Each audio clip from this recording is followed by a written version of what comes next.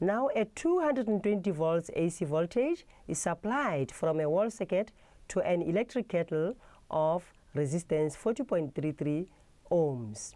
Wall sockets provide RMS voltages and currents. Remember that RMS, root mean square. It is not necessarily exactly the average, but we call that a root mean square.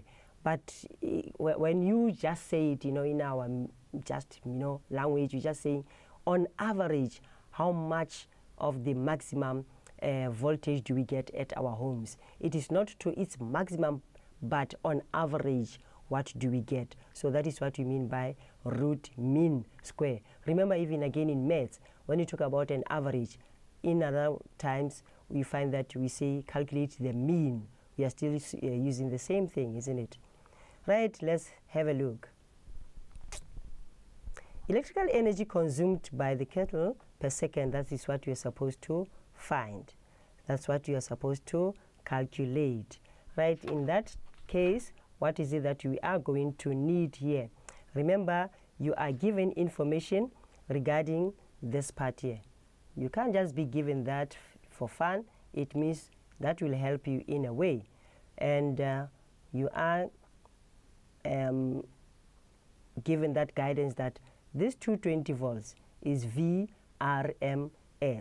And remember, there are just so many of them, coming from that data sheet where you've got the IRMS is equal to that, so you all have them there. You will always refer from that.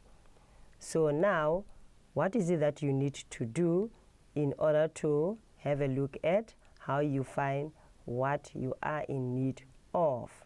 Now what we are going to do, we are going to use what we have. P average is equal to V squared RMS over the square root, over R. Now, why do I say square root of 2 now? Over R. Why do I use this one? Because I've got information about R, I've got information about V. And I think you have something that has got to do with that power there. Right, we'll talk about that one. I think it is not, that's what you are looking for actually.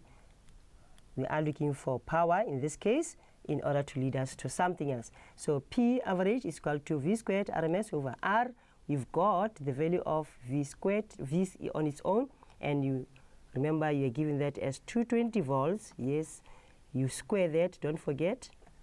And then R is given as 40.33, isn't it? And when you do your calculation, you get your power as 1200.10 watts. Remember, power is in words.